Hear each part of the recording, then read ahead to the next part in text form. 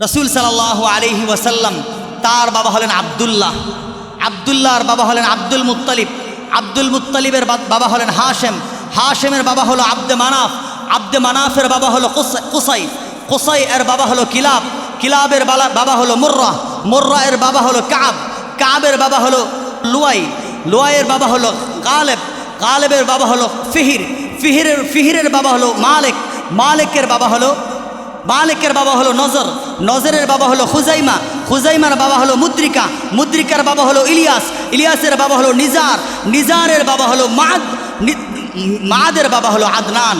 ও রব্বুল আলামিন, আপনি যদি আমাকে 10 জন সন্তান দান করেন, আর সেই 10 জন সন্তান যদি যৌবনে পৌঁছে, তারা সবাই যদি যুবক বয়সে পৌঁছে, তাহলে আমি এই 10 জন সন্তানের মধ্য থেকে একজন সন্তানকে আপনার সন্তুষ্টির জন্য কোরবানি করে দিব। আব্দুল মুত্তালিব আল্লাহর কাছে মান্নত করেছে, আল্লাহ তাআলা তার মান্নত কবুল করলেন এবং আল্লাহ তাআলা একজন করে আব্দুল মুত্তালিবকে 10 জন সন্তান দিলেন। পড়েন সুবহানাল্লাহ। তার 10 জন সন্তান যখন হলো, সবাই যখন যৌবনে পৌঁছে গেল, এবার আল্লাহ তাআলা আবার আব্দুল মুত্তালিবকে স্বপ্নের মাধ্যমে স্মরণ করায় দিলেন, ও আব্দুল মুত্তালিব, তুমি তো মান্নত করেছিলে একজনকে কুরবানি করবে, মান্নত পূরণ করো। এবার আব্দুল মুত্তালিব তার সন্তানদের কাছে জানান, আমি মান্নত করেছিলাম কূপ খননের সময় যে আমি আমার একজন সন্তানকে কোরবানি করব, এখন বলো আমি কার মাধ্যমে মান্নত পূর্ণ করব।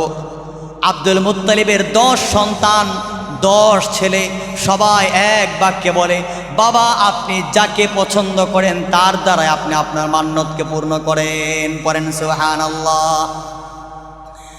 এবার আব্দুল মুত্তালিব তার 10 সন্তানের মাঝে লটারি দেন, কাকে কুরবানি করবেন লটারি হয়। লটারির মধ্যে আব্দুল মুত্তালিবের সবচেয়ে প্রিয় সন্তান, সবচেয়ে সুন্দর সন্তান, তার ছেলেদের মধ্যে সবচেয়ে সুঠাম দেহের অধিকারী যেই সন্তানটা, সবচেয়ে প্রিয় যেই সন্তানটা, যিনি আখির নবীর বাবা হবেন, সে আব্দুল্লাহর নাম উঠে যায়। তো আব্দুল মুত্তালিব বিচলিত হয়ে যান, কারণ তার সবচেয়ে প্রিয় সন্তান হলো আব্দুল্লাহ, তার ভাই বোনের সবচেয়ে প্রিয় ভাই হলো আব্দুল্লাহ। আব্দুল মুত্তালিব দ্বিতীয়বার আবার লটারি দেন, এবারের লটারি তো আব্দুল্লাহর নাম ওঠে। ভাই বোনেরা কান্নাকাটি শুরু করে দেয়, আব্দুল্লাহকে জবাই করা হবে। তৃতীয়বার যখন আবারও লটারি দেওয়া হয়, তৃতীয়বারের লটারিতেও নাম উঠে যায় আব্দুল্লাহর, আব্দুল্লাহকেই জবাই করতে হবে। এবার আব্দুল মুত্তালিব বুঝতে পারেন যে আব্দুল্লাহকেই জবাই করতে হবে, তিনি জবাইয়ের জন্য প্রস্তুতি নিয়ে নেন। জবাইয়ের প্রস্তুতি নিয়ে আব্দুল্লাহকে সঙ্গে নিয়ে যখন তিনি জবাইয়ের স্থানের দিকে যাচ্ছিলেন, ছুরি ধার করে যখন তিনি জবাই করার স্থানের দিকে যাচ্ছিলেন, তখন আব্দুল মুত্তালিবের এক কন্যা, আব্দুল্লাহর এক বোন বাবাকে বলে, বাবা আপনি 10টি উট এবং আব্দুল্লাহর নাম লিখে লটারি দেন। কারণ হলো তখন একজন মানুষের মুক্তিপণ ছিল 10 উট। মানুষের মুক্তিপণ ছিল কয় উট? 10 উট। বর্তমানে মানুষের মুক্তিপণ হলো 100 উট। কেউ যদি একজন মানুষকে হত্যা করে, তাহলে তার মুক্তিপণ হলো 100 উট কিংবা 1000 দিনার কিংবা 10,000 দিরহাম। এটা হলো একজন মানুষের মুক্তিপণ। এটার বিস্তারিত কথা এখন আর বলার টাইম নেই। তো তখন ছিল 10টা উট একজন মানুষের মুক্তিপণ। তো আব্দুল্লাহর বোন আব্দুল মুত্তালিবের কাছে প্রস্তাব দেয়, ও আমার আব্বা, আপনি আব্দুল্লাহর নাম এবং 10টা উট লিখে আপনি লটারি দেন, দেখেন কার নাম ওঠে। আব্দুল মুত্তালিব 10টি উট এবং আব্দুল্লাহর নাম লিখে লটারি দেয়। লটারি দেওয়ার পরে দেখা গেল আবার আব্দুল্লাহর নাম উঠেছে। তারপরে আব্দুল মুত্তালিব আবার আরও 10টা উট যোগ করেন, 20 উট এবং আব্দুল্লাহর নাম লটারি দেন। এবারও আব্দুল্লাহর নাম উঠেছে, আবার 10টা যোগ করেন, 30 উট এবং আব্দুল্লাহর নামে লটারি দেন। এবারও আব্দুল্লাহর নাম উঠে। এভাবে 10টা করে বাড়াতে যখন 90 উট এবং আব্দুল্লাহর নামে লটারি দেন, তখনও আব্দুল্লাহর নামেই উঠে। সবাই খুব টেনশনে পড়ে যান, সবাই খুব বিচলিত হয়ে যান। অবশেষে যখন আরও 10টা বৃদ্ধি করে 100 উট এবং আব্দুল্লাহর নামে লটারি দেন, তখন আব্দুল্লাহর নামের পরিবর্তে 100 উটের নাম উঠে যায়। বলেন আল্লাহু আকবার। সবাই আনন্দে আত্মহারা হয়ে যায়। এবার আব্দুল মুত্তালিব আব্দুল্লাহর পরিবর্তে 100 উট জবাই করেন। এই জন্যই বিশ্বনবী সাল্লাল্লাহু আলাইহি ওয়াসাল্লাম বলতেন, আনা ইবনুল যাবিহাইন, আমি হলাম 2 জাবিহের সন্তান। 2 জাবিহ, জাবিহ মানে হলো জবাইকৃত, অর্থাৎ যাকে জবাই করার হুকুম করা হয়েছিল। রাসূল আকরাম সাল্লাল্লাহু আলাইহি ওয়াসাল্লাম বলতেন, আনা ইবনুল যাবিহাইন, অর্থাৎ আমার বাবা ইসমাইল, তাকেও আল্লাহ জবাইয়ের আদেশ করেছিলেন। আবার আমার বাবা আব্দুল্লাহকেও জবাইয়ের আদেশ করা হয়েছিল। যিনি দয়া করে, মায়া করে, অনুগ্রহ করে, তার কৃপা এবং অনুকম্পা দিয়ে আমাদেরকে পরিপূর্ণ করে জুমার সালাত আদায় করার উদ্দেশ্যে আগে আগে মসজিদে আসার, বসার, কিছু কথা বলার, কিছু কথা শোনার তৌফিক দান করেছেন, সেই মহান রব্বুল ইজ্জত ওয়াল জালালের দরবারে অন্তরের অন্তঃস্থল থেকে মনের সবটুকুন আবেগ অনুভূতি উজাড় করে উচ্চস্বরে সমস্বরে সকলে কালিমাতুশ শুকুর পাঠ করি আলহামদুলিল্লাহ।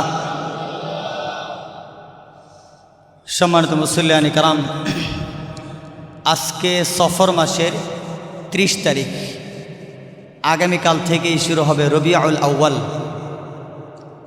রবিউল আউয়াল মাস আসলেই বিশেষভাবে আমাদের মনে পড়ে যায় আমাদের প্রিয় নবী, প্রিয় রাসূল, সাইয়্যিদুল মুরসালিন, খাতামুন নবিয়্যিন, আহমদ মুহাম্মদ মুস্তাফা মুজতাবা সাল্লাল্লাহু আলাইহি ওয়াসাল্লামের কথা। সবাই পড়ি সাল্লাল্লাহু আলাইহি ওয়াসাল্লাম। এই মাসে বিশ্বনবী সাল্লাল্লাহু আলাইহি ওয়াসাল্লাম এই ধরাকে আলোকিত করে পৃথিবীতে আগমন করেছেন। আবার এই মাসেই এই উম্মতে মুহাম্মাদিকে এতিম বানিয়ে চিরদিনের জন্য এই ইহলোক ত্যাগ করে আল্লাহর সান্নিধ্যে চলে গিয়েছেন আমাদের নবী সাল্লাল্লাহু আলাইহি ওয়াসাল্লাম। আমাদের সন্তানরা দেশের নামি দামি যত মানুষ আছে সবাইকে চিনে। যদি বলেন বর্তমান সময়ের একটা যুবককে যদি বলেন আর্জেন্টিনার কয়জন খেলোয়াড়, কার নাম কি, বাপের নাম সহ সবগুলো বলে দিব। ব্রাজিলের কয়জন খেলোয়াড় নাম সহ সব ঠিকানা বলে দিব। বাংলাদেশের ক্রিকেট দলের কতজন খেলোয়াড়, কি কে কোন অবস্থায় আছে, কার বাড়ি কই, ডিটেইলস আপনাকে বলে দিতে পারবে। কিন্তু যদি আপনাকে তাকে জিজ্ঞেস করেন আমাদের নবীর নাম কি এবং তার কয়টা নাম, নবীর নাম কি এবং নবীর আরও 5টা নাম বলো, একটা প্রসিদ্ধ নাম ছাড়া আর 5টা নাম বলো, এই ছোট একটা প্রশ্ন যদি আপনি কোনো একটা যুবককে করেন, কোনো একটা বাচ্চাকে 8, 9 ক্লাস 10-এর বাচ্চাকে যদি করেন, কয়জন বাচ্চা 100 জনের মধ্যে কয়জন উত্তর দিতে পারবে? 100 জনের মধ্যে 10 জন উত্তর দেওয়ার মতো পাওয়া যাবে কি না সেটাই অনেক দুষ্কর। মনে হয় না 10 জন কিংবা 5 জন পাওয়া যাবে। নবীজির মোহাম্মদ নাম বাদ দিয়ে আর 5টা নাম। অথবা যদি আপনাদেরকে জিজ্ঞেস করেন যে নবীজির কতজন স্ত্রী ছিল, সর্বমোট নবীজির কতজন স্ত্রী ছিল, একজন মানুষও পাওয়া যাবে কি না এই বয়সের ছেলেদের মধ্যে, এটা অনেক কঠিন হয়ে যাবে পাওয়াটা। তো আমাদের নবী সম্পর্কে, যিনি আমাদের আইডল, যিনি আমাদের আদর্শ, যিনি আমাদের উসওয়া, যার ব্যাপারে আল্লাহ ঘোষণা করেছেন হিয়া উসওয়াতুন হাসানা, তিনি আমাদের উত্তম আদর্শ, সেই মহান নবী এবং রাসূল সম্পর্কে আমরা আমাদের সন্তানরা একদম জানি না। যার কারণে আমাদের নবীর প্রতি প্রেম আর ভালোবাসা জাগ্রত হয় না। কারণ কারো প্রতি প্রেম ভালোবাসা তৈরির জন্য সেই মানুষের, সেই ব্যক্তিত্বের ব্যক্তিত্ব সম্পর্কে জানতে হয়। আপনি যখন কোনো মানুষের ব্যক্তিত্ব সম্পর্কে জানবেন, সেই মানুষটা যদি কালো হয় তবু আপনি তাকে ভালোবাসবেন। কোনো একজন সম্ভ্রান্ত সম্মানিত মানুষ যদি দলাও হয়, সে যদি খুঁড়াও হয় তাও মানুষ তাকে ভালোবাসে। সে যদি হাঁটতেও না পারে, সে যদি অন্ধও হয় তবু মানুষ তাকে ভালোবাসে, কারণ তার ব্যক্তিত্বের কারণে। তো আমার নবী তো কালো ছিলেন, আমার নবী তো কোনো ধরনের তার শারীরিক দৈহিক কোনো রকমের কোনো ত্রুটি তো ছিলই না। সারা পৃথিবীতে হযরত আদম থেকে নিয়ে কিয়ামত পর্যন্ত সর্বশেষ যে মানবটা পৃথিবীতে আসবে, এই সমস্ত মানুষের মাঝে যেই মানুষটা সবচেয়ে বেশি সুন্দর, যেই মানুষটা সবচেয়ে বেশি মর্যাদাবান, যেই মানুষটা আল্লাহর কাছে সবচেয়ে বেশি প্রিয়, সেই মানুষটার নাম কি? মুহাম্মদ সাল্লাল্লাহু আলাইহি ওয়াসাল্লাম। তো আল্লাহ যদি তৌফিক দান করেন, ইনশাআল্লাহ এই আগামী রবিউল আউয়াল মাস, পুরা মাস নবীজির জীবনী সম্পর্কে আলোচনা করার ইচ্ছা এবং দৃঢ় প্রতিজ্ঞা করেছি। আল্লাহ যদি তৌফিক দান করেন, নবীজির জীবনী সম্পর্কে আমরা কিছু আলোকপাত করব। নবীজির হায়াত থেকে কিছু জানার পরেই না মানতে ইচ্ছা করবে, জানলেই না তখন মানার জন্য আগ্রহ তৈরি হবে। তো আমরা কিছু নবীজির আদর্শ জানার চেষ্টা করব। আল্লাহ আপনি আমাদেরকে তৌফিক দান করেন, সবাই পড়েন আমিন। আজকে আমরা ইনশাআল্লাহ বিশ্বনবী সাল্লাল্লাহু আলাইহি ওয়াসাল্লামের বংশ, জন্ম এবং শৈশব, এই তিনটা অবস্থা সম্পর্কে কিঞ্চিত সংক্ষিপ্ত আলোচনা করব। আমি যা আলোচনা করব প্রত্যেক আলোচনার সাথে সাথে রেফারেন্স দিতে পারবো না, এজন্য আমি কোন জায়গা থেকে বলছি আমি আমার মৌলিকভাবে আরবি অনেক প্রবন্ধ দেখেছি, ওইগুলো না, আপনারা বাংলা থেকে দেখতে চাইলে আর রাহিকুল মাখতুম এবং আরেকটা হলো সিরাতে মুস্তাফা সাল্লাল্লাহু আলাইহি ওয়াসাল্লাম, হযরত মাওলানা ইদ্রিস কান্দলভি রাহিমাহুল্লাহ তার লিখিত সিরাতে মুস্তাফা, এই দুইটার আলোকেই আমার আজকের আলোচনা হবে। অধিকাংশ কিংবা 95% কথা ওখান থেকেই আসবে। তো ইনশাআল্লাহ আমরা যদি দেখতে চাই সেগুলো থেকে আমরা দেখব। শুধু দেখতে চাই না, আমি আপনাদের কাছে আবেদন করছি, নিবেদন করছি, এই সিরাতের মাস রবিউল আউয়াল মাস হিসেবে আমরা অবশ্যই সকলে আর রাহিকুল মাখতুম সংগ্রহ করব এবং পুরা আর রাহিকুল মাখতুম পড়ার চেষ্টা করব। আল্লাহ আমাদেরকে তৌফিক দান করেন। সম্মানিত মুসল্লিয়ানি কারাম,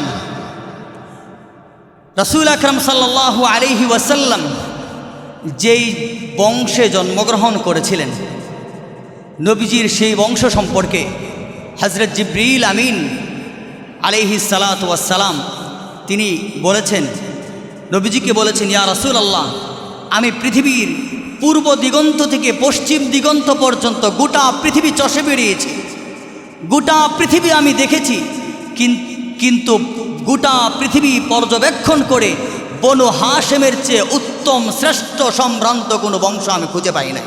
পড়েন সুবহানাল্লাহ। তো নবীজির বংশ কোন বংশ ছিল? কুরাইশের বনু হাশেম শাখা।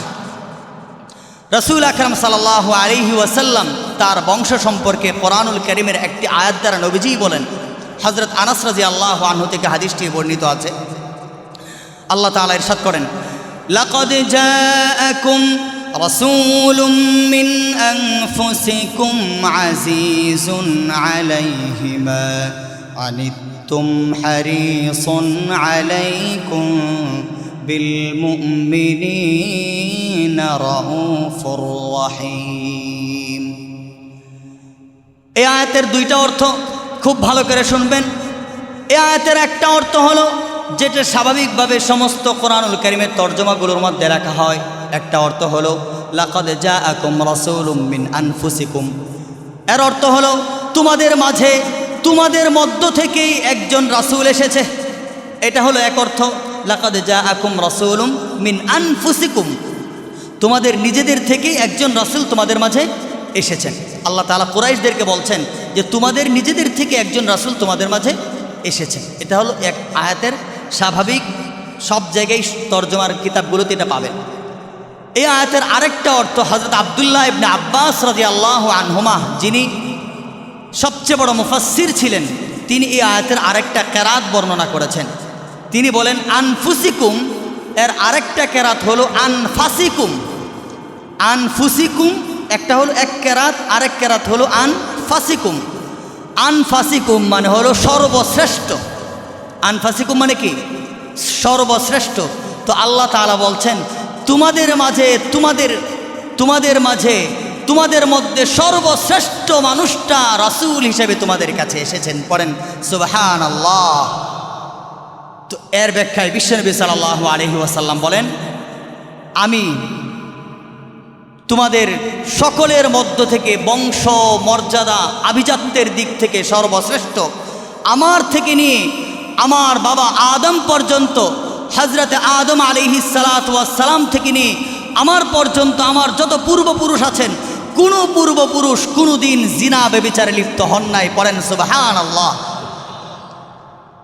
সমস্ত পুরুষগণ বিবাহের মাধ্যমে নারীদের সাথে সম্পর্ক তৈরি করেছে। নবীজির কোনো পূর্বপুরুষ কোনোদিন জিনায় লিপ্ত হয়নি। তো নবীজির বংশ মর্যাদা, নবীজি যেই বংশে এসেছেন, যেই পুরুষদের সন্তান তিনি, তারা কত পবিত্র মানুষ ছিলেন। রাসূল সাল্লাল্লাহু আলাইহি ওয়াসাল্লামের বংশ তালিকা আপনারা বিভিন্ন জায়গায় দেখেন, চোখে পড়ে হয়তো। নবীজির বংশ তালিকার দুইটা পাঠ। একটা পাঠ হলো সুনিশ্চিত সত্য, আরেকটা পাঠের মধ্যে কিছুটা গরমিল তৈরি হয়েছে। যেই পাঠটা সুনিশ্চিতভাবে সত্য, সেটা সিরাতের সমস্ত কিতাবের মধ্যে এসেছে। সেই পাঠটা কি? রাসূল সাল্লাল্লাহু আলাইহি ওয়াসাল্লাম, তার বাবা হলেন আব্দুল্লাহ, আব্দুল্লাহর বাবা হলেন আব্দুল মুত্তালিব, আব্দুল মুত্তালিবের বাবা হলেন হাশেম, হাশেমের বাবা হলো আব্দে মানাফ, আব্দে মানাফের বাবা হলো কুসাই, কুসাই এর বাবা হলো কিলাব, কিলাবের বাবা হলো মুর্রা, মুর্রা এর বাবা হলো কাব, কাবের বাবা হলো লুয়াই, লুয়াইয়ের বাবা হলো গালেব, গালেবের বাবা হলো ফিহির, ফিহিরের বাবা হলো মালিক, মালিকের বাবা হলো নজর, নজরের বাবা হলো খুজাইমা, খুজাইমার বাবা হলো মুদ্রিকা, মুদ্রিকার বাবা হলো ইলিয়াস, ইলিয়াসের বাবা হলো নিজার, নিজারের বাবা হলো মাদ, মাদের বাবা হলো আদনান। এই 22 পুরুষ পর্যন্ত রাসূল আকরাম সাল্লাল্লাহু আলাইহি ওয়াসাল্লামের যে বংশ তালিকা, এটা সুনিশ্চিতভাবে প্রমাণিত। এবং এই 22 পুরুষ প্রত্যেকেই তাদের গোত্রের সর্দার ছিলেন, প্রত্যেকেই খুবই সুন্দর চেহারার অধিকারী ছিলেন, প্রত্যেকেই খুব সম্ভ্রান্ত মানুষ ছিলেন, প্রত্যেকেই খুব চরিত্রবান মানুষ ছিলেন। বিশেষভাবে রাসূল সাল্লাল্লাহু আলাইহি ওয়াসাল্লামের জন্মের আগের যেই পুরুষরা ছিলেন, প্রত্যেকটা পুরুষ তাদের চেহারার মধ্যে তিনি যে আখির নবীর পূর্বপুরুষ হবেন, সেই নূর এবং সেই আলো তাদের চেহারার মধ্যে ঝলমল করত। নবীজির পর দাদা ছিলেন হযরতে হাশেম, হাশেম তার নাম ছিল আমর। তিনি খুব দানশীল ছিলেন। মক্কার দুর্ভিক্ষের সময় হাশেম মানুষের মাঝে গোশত রুটি টুকরা টুকরা করে মানুষের মাঝে বন্টন করেছিলেন। তো এই গোশত রুটি টুকরা টুকরা করে বন্টন করার কারণে তার উপাধি হয়ে যায় হাশেম। কারণ হাশেম শব্দের আরবি অর্থ হলো যিনি চূর্ণ বিচূর্ণ করেন, যিনি টুকরা টুকরা করেন। তো হযরতে হাশেম, নবীজির পরদাদা হাশেম, যেহেতু গরিব অসহায় মানুষের মাঝে দুর্ভিক্ষের সময় গোশত রুটি টুকরা টুকরা করে মানুষের মাঝে বিলিয়েছিলেন, এই জন্য তার উপাধি হয়ে গিয়েছিল হাশেম। সুবহানাল্লাহ। এই হাশেম কত সুন্দর ছিলেন! হাশেম অনেক সুন্দর ছিলেন, তার চেহারার মধ্যে নবুয়তের নূর ঝলমল করত। বনি ইসরাইলের আলেমরা যখন হাশেমকে দেখত, তারা হাশেমের সামনে সেজদায় লুটিয়ে পড়ত এবং হাশেমের হাত ধরে চুম্বন করত। আরবের গোত্রগুলো তাদের মেয়েদেরকে হাশেমের সাথে বিবাহ দেওয়ার জন্য লাইন ধরত। বনি ইসরাইলের আলেমরা তাদের মেয়েদেরকে বিবাহ দেওয়ার জন্য হাশেমের কাছে অনেক প্রস্তাব করেছে।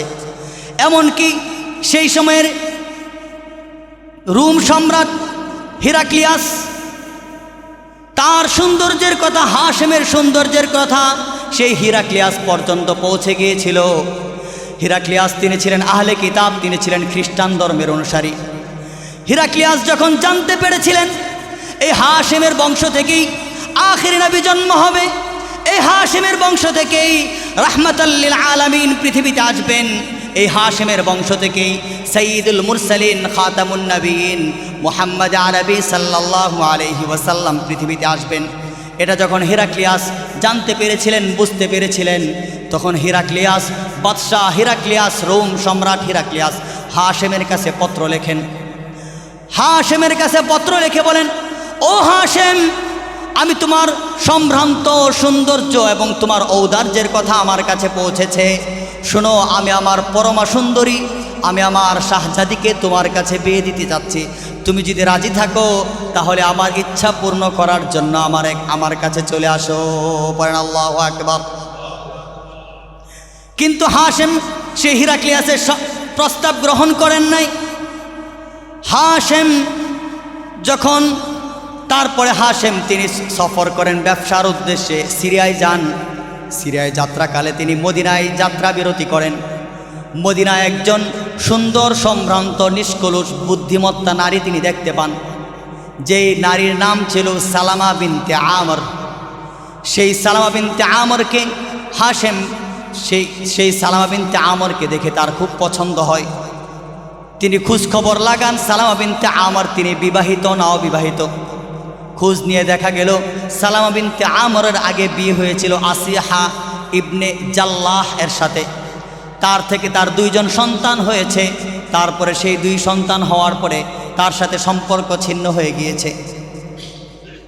অতঃপর হাশেম সেই মহিলার কাছে বিবাহের প্রস্তাব পাঠায়। সালামা বিনতে আমর যখন হাশেমের সম্ভ্রান্ত এবং সৌন্দর্যের কথা জানলেন, তখন তিনি প্রস্তাবে রাজি হয়ে যান। সালামা বিনতে আমরের সাথে হাশেম বিবাহ বন্ধনে আবদ্ধ হয়। ইতিমধ্যেই হাশেম সেখানে অবস্থান করতে থাকেন।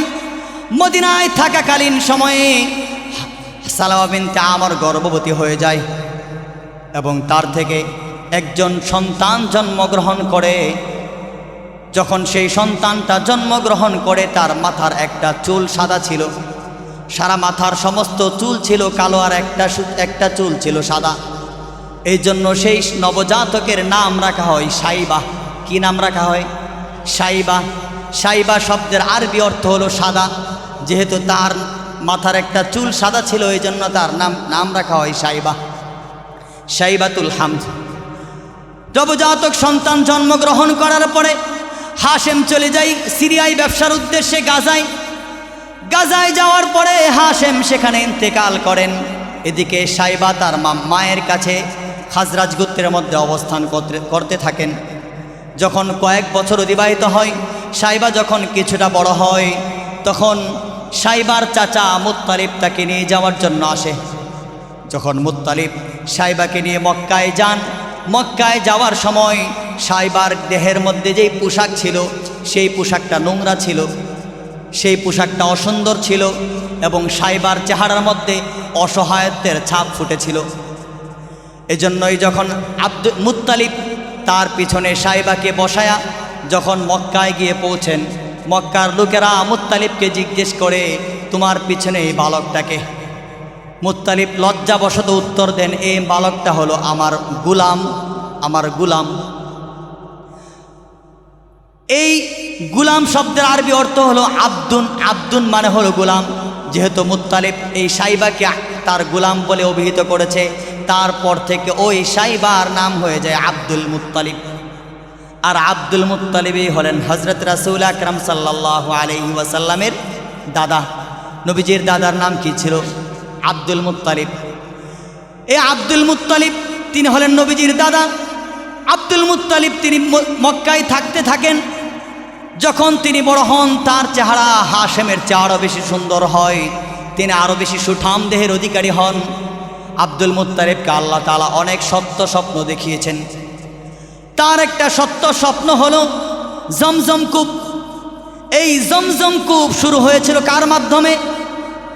কার মাধ্যমে শুরু হয়েছিল? জমজম কূপ হযরত ইসমাঈল আলাইহিস সালাতু ওয়াস সালামের পদাঘাতের মাধ্যমে শুরু হয়েছিল, ঠিক কিনা? এই জমজম কূপ শুরু হওয়ার পরে দীর্ঘদিন যাওয়ার পরে বনু জুরহুম সেই কূপটাকে বন্ধ করে দিয়েছিল। সেই কূপ দীর্ঘদিন পর্যন্ত বন্ধ থাকে, দীর্ঘ বছর, অনেক বছর পর্যন্ত সেই কূপটা একদম বন্ধ থাকে। এমনকি সেই কূপের নাম নিশানা পর্যন্ত ছিন্ন হয়ে যায়, কেউ জানতও না এখানে যে একটা কূপ আছে। এভাবে চলতে থাকে। আল্লাহ তাআলা আব্দুল মুত্তালিবকে সর্বপ্রথম স্বপ্নে দেখান, ও আব্দুল মুত্তালিব ইহফির বি'রা, আব্দুল মুত্তালিব তুমি কূপটি খনন করো। আব্দুল মুত্তালিব বলেন, আমি কোন কূপ খনন করব? এরপরে আবার যে লোকটা স্বপ্নের মধ্যে এসেছিল সেই লোকটা চলে গেছে। দ্বিতীয় দিন আবার আব্দুল মুত্তালিব যখন হাতিমে কাবার কাছে ঘুমিয়েছে, তখন আবার স্বপ্নের মধ্যে একজন লোক এসে আব্দুল মুত্তালিবকে বলে, আব্দুল মুত্তালিব ইহফির বি'রা, তুমি কূপটি খনন করো। তখন আব্দুল মুত্তালিব বলে, কোন কূপটি খনন করব? ওই লোকটি আবার চলে যায়। তৃতীয় দিন আবার যখন আব্দুল মুত্তালিব হাতিমে কাবার কাছে ঘুমায়, তখন আবারও আরেকজন লোক এসে আব্দুল মুত্তালিবকে বলে ইহফির বিআরা, তুমি কূপটি খনন করো। আব্দুল মুত্তালিব বলে কোন কূপটি খনন করব। তখন লোকটি আবার চলে যায়।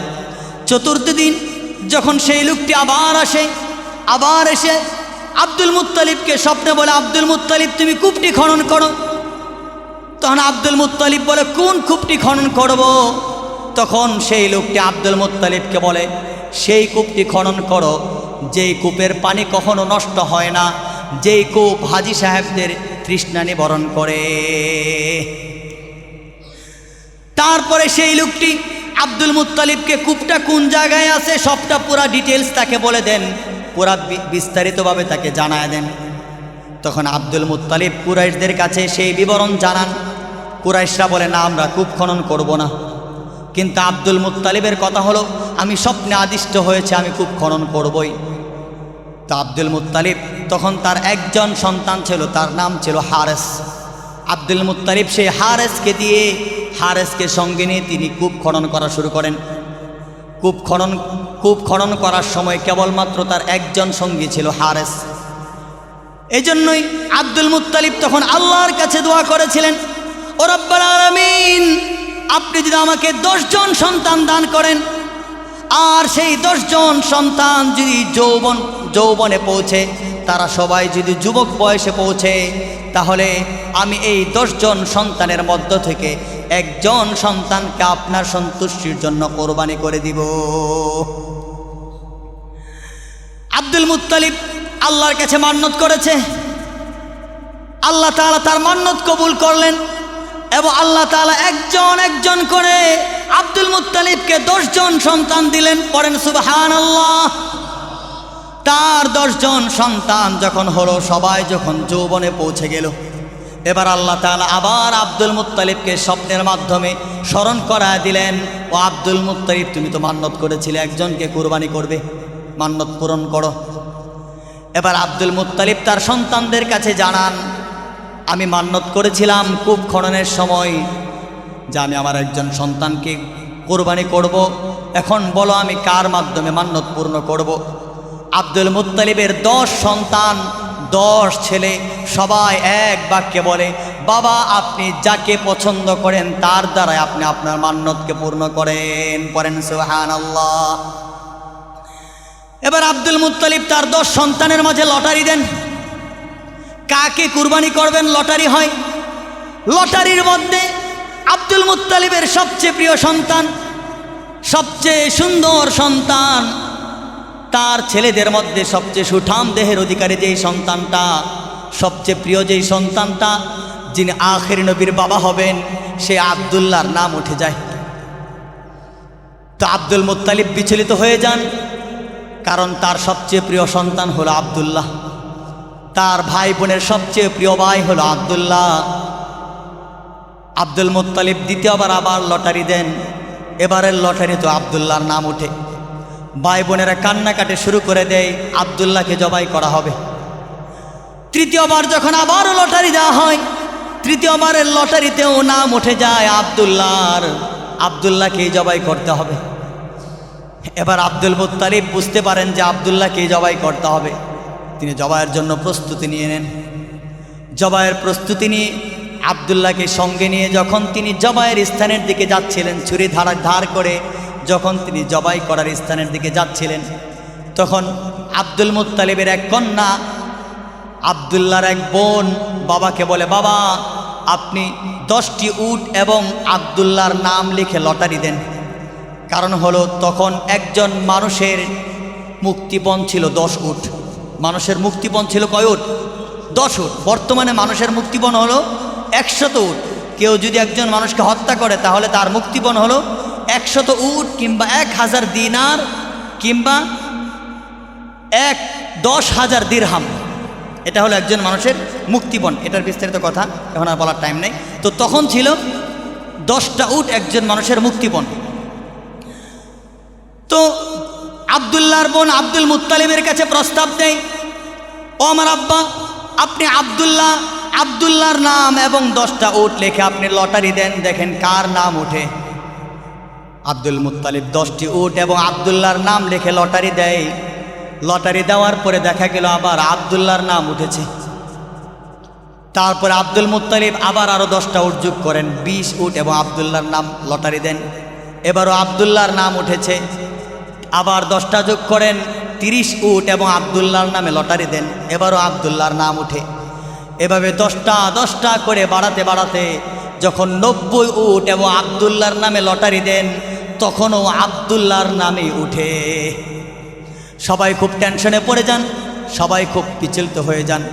অবশেষে যখন আরও 10টা বৃদ্ধি করে 100 উট এবং আবদুল্লাহর নামে লটারি দেন, তখন আবদুল্লাহর নামের পরিবর্তে 100 উটের নাম উঠে যায়। বলেন আল্লাহু আকবার। সবাই আনন্দে আত্মহারা হয়ে যায়। এবার আব্দুল মুত্তালিব আবদুল্লাহর পরিবর্তে 100 উট জবাই করেন। এই জন্যই বিশ্বনবী সাল্লাল্লাহু আলাইহি ওয়াসাল্লাম বলতেন, আনা ইবনুজ যাবিহাইন, আমি হলাম 2 যাবিহের সন্তান। 2 যাবিহ মানে হলো জবাইকৃত, অর্থাৎ যাকে জবাই করার হুকুম করা হয়েছিল। রাসূল আকরাম সাল্লাল্লাহু আলাইহি ওয়াসাল্লাম বলতেন, আনা ইবনুজ যাবিহাইন, অর্থাৎ আমার বাবা ইসমাইল, তাকেও আল্লাহ জবাইয়ের আদেশ করেছিলেন, আবার আমার বাবা আবদুল্লাহকেও জবাইয়ের আদেশ করা হয়েছিল। এই জন্য নবীজি বলতেন, আমি হলাম 2 যাবিহের সন্তান। তো হযরত রাসূল আকরাম সাল্লাল্লাহু আলাইহি ওয়াসাল্লামের বাবা তার দাদা যখন মান্যত পূর্ণ করলেন, এবার দাদা আব্দুল মুত্তালিব সন্তান আবদুল্লাহকে বিবাহের প্রস্তুতি নেন। আবদুল্লাহকে বিবাহ দিবেন। আবদুল্লাহর বিবাহের ব্যাপারে চিন্তা করলেন। আবদুল্লাহকে বনু জোহরা গোত্র, মদিনার সবচেয়ে সম্ভ্রান্ত গোত্র ছিল বনু জোহরা। সেই বনু জোহরা গোত্রের ওয়াহাব ইবনে আব্দে মানাফের কন্যা আমেনার জন্য বিবাহের প্রস্তাব পাঠান। আব্দুল মুত্তালিব আবদুল্লাহর জন্য কার নামে বিবাহের প্রস্তাব পাঠিয়েছেন? আমেনার নামে বিবাহের প্রস্তাব পাঠিয়েছেন। যখন সেখান থেকে সম্মতি পেলেন, তখন আব্দুল মুত্তালিব আবদুল্লাহকে নিয়ে মদিনার উদ্দেশ্যে যাত্রা করেন। মদিনায় যাত্রাকালে আব্দুল মুত্তালিবের সাথে আবদুল্লাহর সাথে একজন ইহুদি নারীর সাক্ষাৎ হয়। ইহুদি নারী আবদুল্লাহকে দেখে তিনি বুঝে ফেলেন ইনি হলেন আখির নবীর বাবা, তিনি হলেন শেষ নবীর বাবা। কারণ সেই মহিলা ছিল তাওরাত এবং ইনজিলের আলেম। সেই মহিলা আবদুল্লাহকে কাছে ডেকে নেন। কাছে ডেকে নিয়ে বলেন, ও আবদুল্লাহ শোনো, আমি তোমাকে বলছি, তুমি যদি আমার সাথে সম্পর্ক করো তাহলে আমি তোমাকে 100 উট উপহার দিব। তখন আবদুল্লাহ বলেন, আম্মাল হারামু ফাল মামাতু দুনাহু ওয়াল হিল্লু লা হিল্লা ফাস্তুবিনাহু ফাকাইফা বিল আমরিল্লাযী তাবগীনাহু। তখন আবদুল্লাহ বলেন, ও মহিলা শোনো, হারাম কাজে লিপ্ত হওয়ার থেকে মরে যাওয়াটাই হলো উত্তম। তুমি আমাকে যেই হারাম কাজের দিকে ডাকতেছো, সেই হারাম কাজে আমি কখনো লিপ্ত হতে পারি না। শুনে রাখো, এমন কাজ কখনো হালাল হতে পারে না যেই কাজকে প্রকাশ করা যায় না। তুমি আমাকে এমন হারাম কাজের দিকে কিভাবে তালাশ করতেছো? শুনো, আমি হলাম সম্ভ্রান্ত মানুষ, আর সম্ভ্রান্ত মানুষ সব সময় তার নিজের ইজ্জত এবং নিজের দ্বীনকে হেফাজত করে। তারপরে আবদুল্লাহ চলে যায় মদিনায় যাওয়ার পরে আমেনার সাথে বিবাহ হয়। বিবাহ সম্পন্ন করে যখন আবদুল্লাহ ফিরে আসছিলেন মক্কার পথে ফিরে আসার সময় আবারও সেই মহিলার সাথে সাক্ষাৎ হয়। তখন মহিলা আবদুল্লাহকে জিজ্ঞেস করেন, তুমি কি করেছো মদিনায়? আবদুল্লাহ বলে, আমার অমুক মহিলার সাথে বিবাহ সম্পন্ন হয়েছে, এবার আমি মক্কায় ফিরে যাচ্ছি। তখন মহিলা বলে, শোনো আবদুল্লাহ, আমি কোনো অসৎ চরিত্রা নারী ছিলাম না। আমি তোমার চেহারার মধ্যে নবুয়তের আলো এবং নবুয়তের নূর দেখতে পেয়েছি। আমি চেয়েছিলাম সেই নবুয়তের নূর আমার ভাগ্যে চলে আসুক, এই জন্যই আমি তোমাকে প্রস্তাব দিয়েছিলাম। তো হযরত আবদুল্লাহ আমেনাকে নিয়ে চলে গেলেন মদিনায় যাওয়ার পরে যখন আমেনার গর্ভে শিশু মুহাম্মদ আসলো, তখন আব্দুল্লাহ সিরিয়ার উদ্দেশ্যে ব্যবসায়িক সফরে বের হলেন। যখন তিনি মদিনায় গিয়ে পৌঁছলেন, মদিনায় যাওয়ার পরে তিনি খুব মারাত্মক অসুস্থ হয়ে পড়েন। কয়েকদিন অসুস্থ থাকার পরে আব্দুল্লাহ ইন্তেকাল করেন। নবীজি এখনও মায়ের গর্ভে, বাবা ইন্তেকাল করেন। ইতিমধ্যেই বিশ্বনবী সাল্লাল্লাহু আলাইহি ওয়াসাল্লাম মাতৃগর্ভের সময় পার করছিলেন। নবীজি যখন মা আমিনার গর্ভে ছিলেন, তখন মা আমিনা অনেক সুন্দর সুন্দর স্বপ্ন দেখতেন। এমনকি মা আমিনা যখন জমজমের কূপ থেকে পানি আনার জন্য যাইতেন, তখন জমজমের কূপের পানি নিচ থেকে উপরে উঠে চলে আসতো। পড়েন সুবহানাল্লাহ। এজন্যই অন্যান্য মহিলারা বলতো, ও আমিনা তুমি দাঁড়াও, তুমি যতক্ষণ পর্যন্ত কূপের সামনে দাঁড়ায় থাকো ততক্ষণ পর্যন্ত কূপের পানি উপরে থাকে, আর যখন তুমি চলে যাও তখন তো কূপের পানিটা নিচে চলে যায়। তো মা আমিনার গর্ভের মধ্যে যখন রাসূল আকরাম সাল্লাল্লাহু আলাইহি ওয়াসাল্লাম ছিলেন, তখন মা আমিনার পেট সামান্য পরিমাণ বড় হয় নাই। তিনি সামান্য পরিমাণ প্রসব বেদনা, সামান্য পরিমাণ গর্ভের সময় নারীদের যে কষ্ট হয় সেই কষ্টও তিনি অনুভব করেন নাই। যখন রাসূল আকরাম সাল্লাল্লাহু আলাইহি ওয়াসাল্লামের জন্মের সময় কাছে চলে আসে, তখন রাসূল আকরাম সাল্লাল্লাহু আলাইহি ওয়াসাল্লাম তার ঘরে ছিলেন, মা আমিনার ঘরে ছিলেন ফাতিমা বিনতে আব্দুল্লাহ, উসমান ইবনে আমর ইবনে আল আসের মা ফাতিমা বিনতে আব্দুল্লাহ ছিলেন নবীজির ঘরে।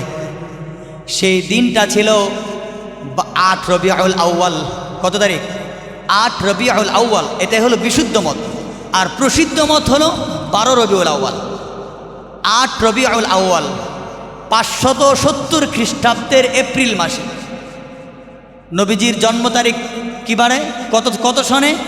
৫৭০ খ্রিস্টাব্দের এপ্রিল মাসে ৮ রবিউল আউয়াল, সোমবার দিন সুবহে সাদেকের সময়। নবীজি কোন সময় জন্মগ্রহণ করেছেন? সুবহে সাদেকের সময়, অর্থাৎ সেহরির সময়টা যখন শেষ হয় ওই সময়টায়, যখন ফজরের ওয়াক্ত শুরু হয়। তো রাসূল আকরাম সাল্লাল্লাহু আলাইহি ওয়াসাল্লাম ৮ রবিউল আউয়াল ৫৭০ খ্রিস্টাব্দের এপ্রিল মাসের সোমবার দিন সুবহে সাদেকের সময় তিনি এই পৃথিবীটাকে আলোকিত করে পৃথিবীতে আগমন করেন। পড়েন সুবহানাল্লাহ। যখন নবীজি পৃথিবীতে আগমন করেন, তখন ফাতিমা বিনতে আব্দুল্লাহ নবীজির ঘরে ছিলেন। ফাতিমা বিনতে আব্দুল্লাহ বলেন, নবীজি পৃথিবীতে আসার সঙ্গে সঙ্গেই আমি দেখতে পেলাম পুরাটা ঘর আলোকিত হয়ে গিয়েছে। পড়েন সুবহানাল্লাহ। শুধু তাই নয়, আমি দেখতে পেলাম আকাশের তারকারাজি আকাশ থেকে নিচের দিকে ঝুঁকে পড়েছে। এমনকি আমার কাছে মনে হচ্ছিল এই তারকারাজি হয়তো আমার উপরে ভেঙে পড়ে যাবে। পড়েন সুবহানাল্লাহ। নবীজি যখন জন্মগ্রহণ করেছেন, সেই সময় মক্কায় একজন ইহুদি বসবাস করত। নবীজি যেই সকালে জন্মগ্রহণ করেছেন, সেই সকালে সেই ইহুদি মক্কার কুরাইশদের মজলিসের মধ্যে গিয়ে বলে, ও কুরাইশরা, আজকে তোমাদের কোন ঘরের মধ্যে ছেলে সন্তান জন্মগ্রহণ করেছে? কুরাইশরা বলে, আমরা তো জানি না আজকে কোন ঘরে সন্তান জন্মগ্রহণ করেছে। তখন ইহুদি বলে, তোমরা একটু ভালো করে খোঁজ নাও আজকে কোন ঘরে সন্তান জন্মগ্রহণ করেছে, কারণ আজকে যেই ঘরে সন্তান জন্মগ্রহণ করেছে, আজকে যেই নবজাতক শিশুরা জন্মগ্রহণ করেছে, তিনি হবেন আখির নবী, তিনি হবেন রাসূল আরবি, তিনি হবেন মুহাম্মদ আরবি সাল্লাল্লাহু আলাইহি ওয়াসাল্লাম।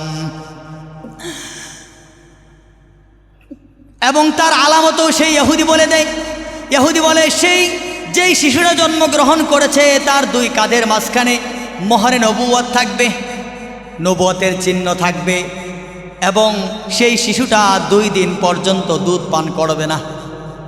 মক্কার কুরাইশরা ইহুদির কথা শুনে তারা মক্কার অলিগলিতে ছড়ায় পড়ে কার ঘরে সন্তান জন্মগ্রহণ করেছে জানার জন্যে। খুঁজতে খুঁজতে তারা দেখতে পায় আব্দুল্লাহ ইবনে আব্দুল মুত্তালিবের ঘরে সন্তান জন্মগ্রহণ করেছে।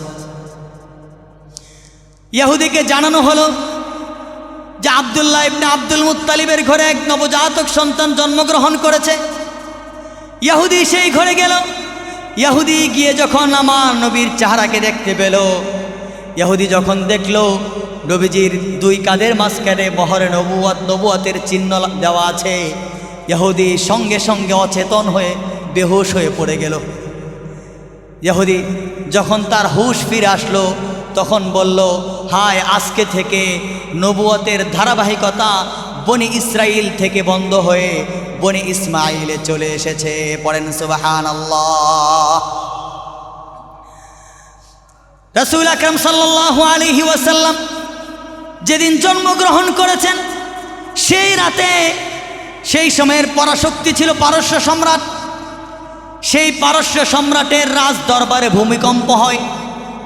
সেই ভূমিকম্পে পারস্য সম্রাটের রাজ দরবারের 14টি গম্বুজ ভেঙ্গে চুরে চূর্ণ বিচূর্ণ হয়ে যায়। পড়েন সুবহানাল্লাহ। এবং পারস্যের মানুষের যেই আগুনের তারা পূজা করত সেই আগুনটা লাগাতার 1000 বছর পর্যন্ত প্রজ্বলিত ছিল। নবীজি পৃথিবীতে আগমন করার সঙ্গে সঙ্গে 1000 বছরের প্রজ্বলিত আগুনটা নিমিষেই নিভে যায়, নিমিষেই বন্ধ হয়ে যায়। পড়েন সুবহানাল্লাহ। এর ব্যাখ্যা এই যে নবীজি যে রাতে আগমন করেছেন, এই রাতে পারস্য সম্রাটের ভূমিকম্প এবং তার 14টি গম্বুজ ধসে পড়া এবং আগুনটা নিভে যাওয়া, এর ব্যাখ্যায় ব্যাখ্যাকারগণ বলেছেন, এর ব্যাখ্যা হলো আল্লাহ তাআলা নবীজির আগমনের সঙ্গে সঙ্গেই পারস্যের সম্রাটকে সতর্ক করে দিয়েছেন যে যেই নবজাতক সন্তান আগমন করেছে তিনি তার মাধ্যমেই মূলত তোমার এই সাম্রাজ্যের পতন ঘটবে। তাই হয়েছিল। আর 14টি গম্বুজ ধসে পড়ার দ্বারা এদিকে ইঙ্গিত করা হয়েছিল যে আজ থেকে নিয়ে এই সম্রাটের পরে আর 14 জন সম্রাট, পারস্য সম্রাটের আর 14 জন সম্রাট, তারা সম্রাট হতে পারবে, বাদশাহ হতে পারবে। 14 জন বাদশাহ হওয়ার পরে আর কেউ বাদশাহ হতে পারবে না। যখন বাদশাকে এই ব্যাখ্যা জানানো হয়েছিল তখন বাদশাহ বলেছিল 14 জন তো অনেক লম্বা, সমস্যা নেই, টেনশনের কোনো কারণ নাই।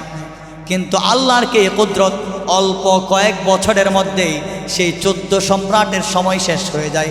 হজরতে ওমর ইবনুল খাত্তাব রাদিয়াল্লাহু আনহুর সময় গোটা পারস্য রাসূল আকরাম সাল্লাল্লাহু আলাইহি ওয়াসাল্লাম এবং সমস্ত মুসলমানদের তখন মুসলিম শাসনের প্রধানত হয়ে যায়। এবং আগুনটা নিভে যাওয়ার দ্বারা এদিকে ইঙ্গিত ছিল যে তাওহীদের বাণী নবীজির আগমনের মাধ্যমে গোটা পৃথিবীর মানুষকে আল্লাহ তাআলা জানায় দিয়েছেন, তোমরা যে অগ্নি পূজা করো, তোমরা যে মূর্তি পূজা করো, এই মূর্তি পূজার দিন শেষ। এখন সামনে যেই সময় আসতেছে সেই সময় হলো পৃথিবীতে তাওহীদের বাণী উচ্চারিত হওয়ার সময়। অতএব সামনের সময়ের জন্য তোমরা প্রস্তুতি গ্রহণ করো। সামনে তোমাদের সবাইকে তাওহীদকে গ্রহণ করতে হবে, অগ্নি পূজা ছাড়তে হবে। এজন্যই আল্লাহ তাআলা নবীজির আগমনের সঙ্গে সঙ্গেই 1000 বছর ধরে যে আগুনটা জ্বলতেছিল সেই আগুনটাকে আল্লাহ তাআলা নিভা দেন। সম্মানিত মুসল্লিয়ানে কেরাম, সময় শেষ। আমি ভাবছিলাম শৈশবকালের দিকে যাব, যদি সময় হয় ইনশাল্লাহ পরের সপ্তাহ এই বিষয়ের উপর যদি আলোচনা করি তাহলে যাব। তো এই যে রাসূল সাল্লাল্লাহু আলাইহি ওয়াসাল্লাম এর এই শৈশবকাল তো শুরু হয় না, মাত্র জন্মের সময়। এই জন্মের সময়ে আল্লাহ তাআলা এমন অনেক অলৌকিক ঘটনা ঘটিয়েছিলেন। আরও অনেক অলৌকিক ঘটনা আছে, আসহাবে ফিলের ঘটনা, হস্তি বাহিনীর ঘটনা, যেটা কোরআনের মধ্যে এসেছে। সূরাতুল ফিলের মধ্যে ওই ঘটনায় বর্ণিত হয়েছে। এই ঘটনাগুলো এসেছে রাসূল সাল্লাল্লাহু আলাইহি ওয়াসাল্লাম তিনি যে আখিরি নবী হবেন, এই আখির নবী হওয়ার উপর স্পষ্ট দলিল ছিল। এবং রাসূল সাল্লাল্লাহু আলাইহি ওয়াসাল্লামের আগমনের সুসংবাদ ছিল। মুসলমানদের জন্য এই ঘটনাগুলো ছিল সুসংবাদ, পক্ষান্তরে কুফরি শক্তির জন্য এই বিষয়গুলো ছিল দুঃসংবাদ। একদিকে মুসলিমদের জন্য পারস্য সম্রাটের গম্বুজ ধসে পড়া, আগুন নিভে যাওয়া, এটা ছিল মুসলমানদের জন্য সুসংবাদ। তাওহীদপন্থীদের জন্য এটা ছিল সুসংবাদ, আর অপরদিকে মুশরিকদের জন্য ছিল এগুলো দুঃসংবাদ। তো আল্লাহ তাআলা নবীজির আগমনটায় তাওহীদপন্থীদের সুসংবাদের মাধ্যমে ঘটিয়েছিলেন। তো আল্লাহ রাব্বুল আলামিন আমাদেরকে পিয়ারা নবী সাল্লাল্লাহু আলাইহি ওয়াসাল্লামের সিরাত জানার তৌফিক দান করেন এবং নবীজির সিরাত জেনে নিজেদের জীবনটাকে নবীজির সিরাতের রঙে রাঙাবার তৌফিক দান করেন। আমিন। ওয়া আখিরু দাওয়ানা আনিল হামদুলিল্লাহি রাব্বিল আলামিন।